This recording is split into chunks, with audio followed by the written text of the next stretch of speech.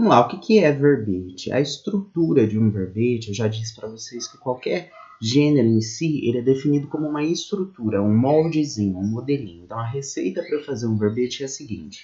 Eu tenho uma entrada, a classe de palavras dessa entrada, definição. O que é gênero próximo e diferença específica? Gênero próximo é o que abrange muitas coisas. Por exemplo, qual é o gênero próximo entre cadeira, puff e sofá? Seria móvel, mas móvel para sentar. Só que a diferença específica entre eles é que, por exemplo, o sofá tem braço, a cadeira nem sempre tem braço, tem uma quantidade diferente de pernas, só que tem encosto, a cadeira, o puff não tem, essa é a diferença específica dele. Então, eu preciso ter um grupo de elementos que caracterizam aquilo que eu estou definindo por meio do verbete e algo que diferencie esse elemento dos demais que estão dentro desse grupo. Se eu falar, por exemplo, de definir geladeira como eletrodoméstico, eu tenho que diferenciar ela de um ventilador, de um liquidificador. Por quê? Porque todos são eletrônicos eletrodomésticos. Além disso, normalmente eu tenho uma frase exemplo, isso é mais para dicionários bilíngues, mas às vezes em monolingues também existe. Monolingue para estrangeiro. Remissiva é quando eu remeto, daí é remissiva, o consulente, aquele que consulta o dicionário, para uma outra entrada. Por exemplo, ver entrada X ou ver tal palavra. Um exemplo um pouco mais concreto. Se a gente fosse, por exemplo, nós estávamos falando sobre homonímia e polissemia.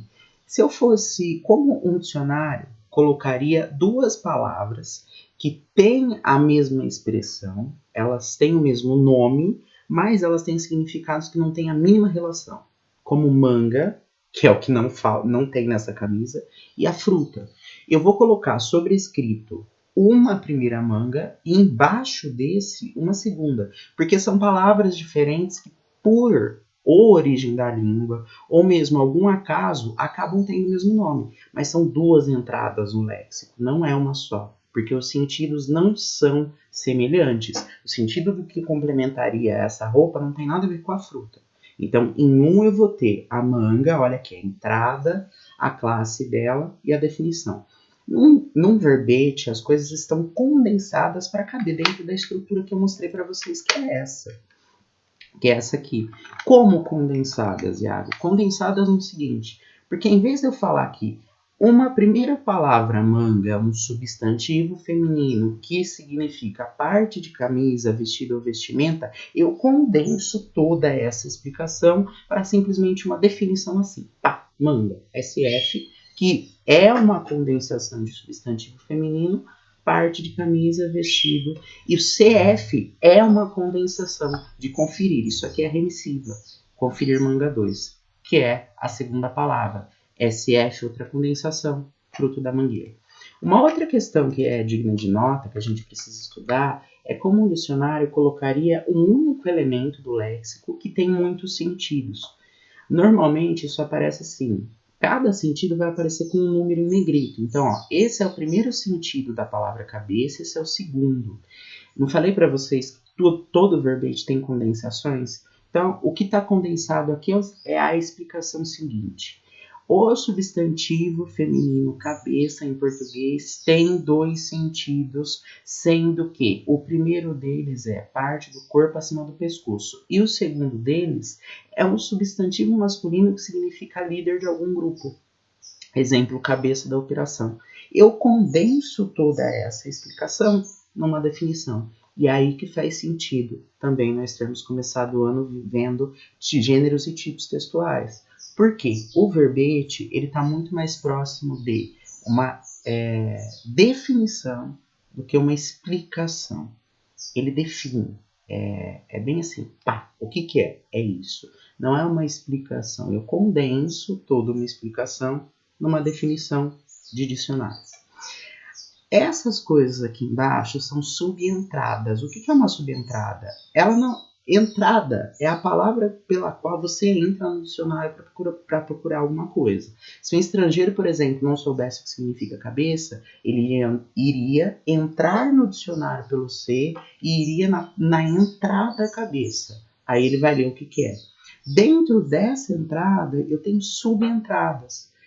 Seriam coisas subprincipais, formadas a partir dela. Por exemplo, cabeça de prego. Quando tem expressões formadas a partir de uma palavra, alguns dicionários colocam essas expressões embaixo, como subentradas, dentro de um mesmo verbete, mas como subentradas.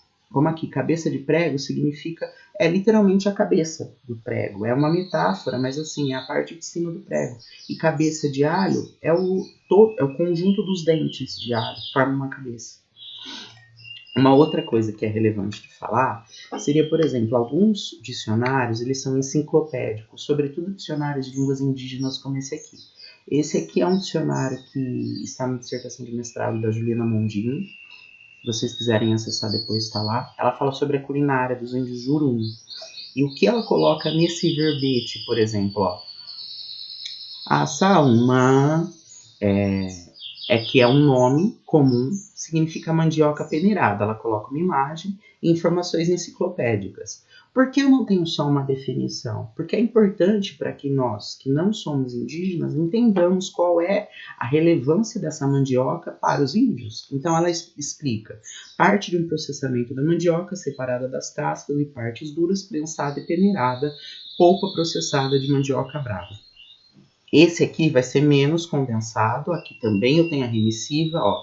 Ver, açaca, o maiaca, o contrário de akangankan, aniasa, yakuha, nyakupa. Enfim, eu tenho a remissiva, mas isso aqui vai ser menos condensado. Um dicionário enciclopédico, ele tende a explicar mais do que definir, ok? Do que reduzir. Uma outra exemplificação que eu queria fazer para vocês seria de um verbete para quarentena. Um verbete que teria todos os elementos assim prototípicos e possíveis seria a entrada. Aí, a forma como nós falamos isso, quarentena, essa é a sílaba tônica. Isso aqui é a transcrição fonética, como eu falo. Vejam que a ortografia não é uma transcrição da língua. Não é como nós falamos a palavra. Alguns dicionários trazem também a origem da palavra por meio da condensação etimol, que significa etimologia. A palavra quarentena vem de 40 mais ema. É um substantivo feminino e tem todas essas significações. Uma coisa, a quarentena é quando a gente se isola porque está doente, né? Como aconteceu no Brasil, inclusive aqui tem uma nota cultural que a gente já chega a 373 mil mortos. De agora, tá? Então esse número ainda pode piorar. Existe uma significação de quarentena da área da botânica que é referente a essa planta. Essa planta se chama quarentena. Aí vocês poderiam me perguntar, mas isso não tem nenhuma relação com quarentena de se isolar. Na verdade tem. Por quê? Tanto esse religioso aqui, que é quando os padres e algumas pessoas católicas se preparam para a Páscoa fazendo uma religião, ou um jejuar, ou um período de contenção, é esse o significado em comum. Contenção, isolamento. E o que isso tem a ver com essa planta? Essa planta, sobretudo em países orientais, é dada para pessoas que estão internadas, que estão em isolamento, ou internadas por qualquer motivo. Então, por essa questão similar à quarentena, que eu mantenho o mesmo verbete e não um verbete abaixo, como uma homonímia. Não é uma homonímia, é um sentido diferente. Ou seja, o verbete quarentena é tudo isso daqui. Como vocês podem ver, ele é polissêmico, porque poli é vários. Semi deriva sêmen em semente, é significado. Ele tem vários significados, mas esses significados têm relação entre si de isolamento.